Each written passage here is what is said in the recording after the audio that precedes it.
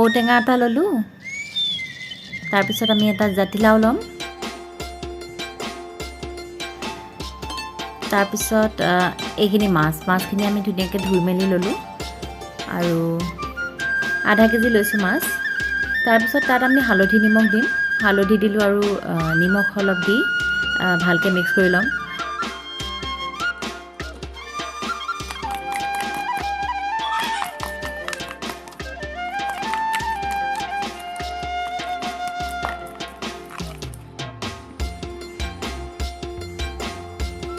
তাৰপিছত আমি ঔটেঙাটো কাটি ল'ম, সৰু সৰুকৈ কাটি ল'ম। আচলতে আমাৰ ইয়াত ঔটেঙা পাবলৈ অসুবিধা, আমি যিহেতু দিল্লীত থাকোঁ। এটা পাইছিলোঁ আৰু অলপ পুৰণা হ'ল, সেইকাৰণে অলপ ক'লা পৰিছিলে, কিন্তু সৰু সৰুকৈ কাটি ল'লোঁ বাছি পেলাই। তাৰপিছত ইয়াত দেখিছে অলপ অলপ থেতেলিয়াই ল'ম। থেতেলিয়াই ল'লে কি হয়, টেঙাটো ওলাই ঔটেঙা।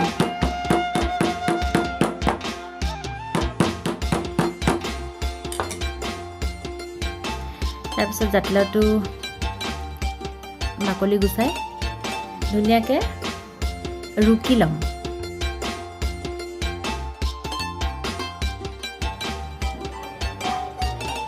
এইদৰে ৰুকনিত ৰুকি ল'ম।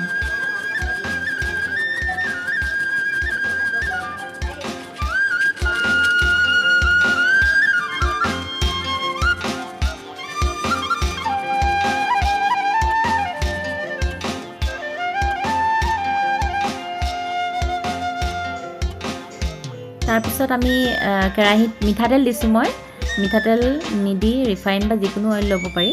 মই মিঠাতেলত মাছখিনি ফ্ৰাই কৰি ল'ম। সকলোৱে জানেই, কিন্তু কি হয়, সকলোৰে বনোৱাৰ ষ্টাইলবিলাক, ৰন্ধাৰ ষ্টাইলবিলাক বেলেগ বেলেগ হয়। মই এনেকৈ বনাইছোঁ এইবাৰ, চাবচোন আপোনালোকে, খুব ভাল হয় খাবলৈ। মাছখিনি ভাজি ল'লোঁ। তাৰপিছত এইটো এটা টিপছ হয় মোৰ ৰন্ধাত, মই আচলতে ইউজ কৰোঁ। এইখিনি আপোনাৰ দিলোঁ মই মেথি গুটি। এই মেথি গুটিখিনি মই ৰাখি নিদিওঁ, অকণমান গৰম কৰি আঁতৰাই দিম। তাৰ স্মেলটো যিহেতু থাকি যায়, সেইটো স্মেলত খুব ভাল হয় খাবলৈ। তাৰপিছত আমি জাতিলাওখিনি দি ভালকৈ ভাজি নিমখ হালধি দি আমি অলপ সময় ঢাকোন মাৰি ৰাখি দিম।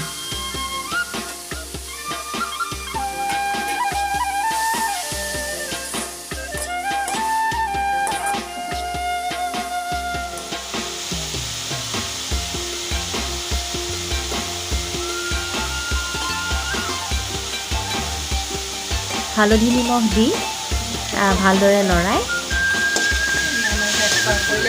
5 মিনিটমান ঢাকি ৰাখিম, যাতে ভালকৈ সিজে।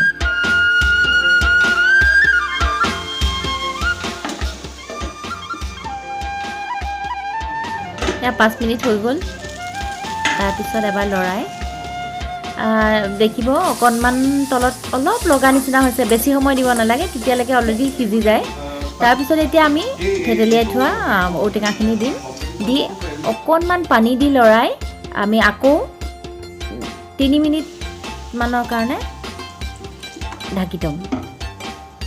3 মিনিটমানৰ কাৰণে ঢাকি থ'ম, কাৰণ তেতিয়ালৈকে ঔটেঙাখিনি অলপ সিজি যাব।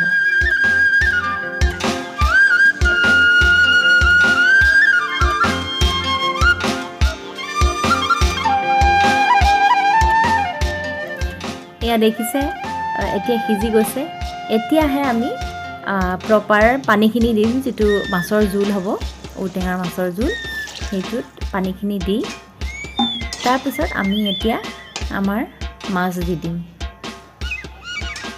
আমাৰ মানুহ কম, সেয়ে মই মাত্ৰ মাছ 3 পিচ দিছোঁ ইয়াতে। বাকীখিনি আমি নৰ্মেল ফ্ৰাই খাম। তাৰপিছত ভালকৈ উতলিবলৈ দিম।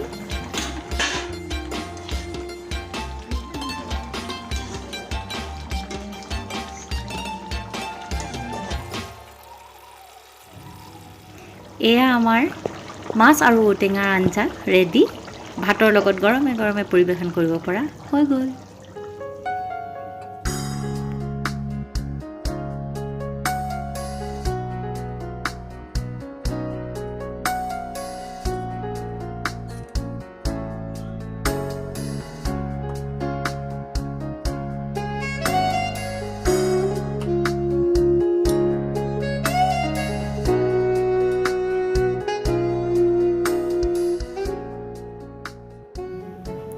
আৰু মোৰ চেনেলটো লাইক আৰু ছাবস্ক্ৰাইব কৰিবলৈ নাপাহৰিব। Thank U.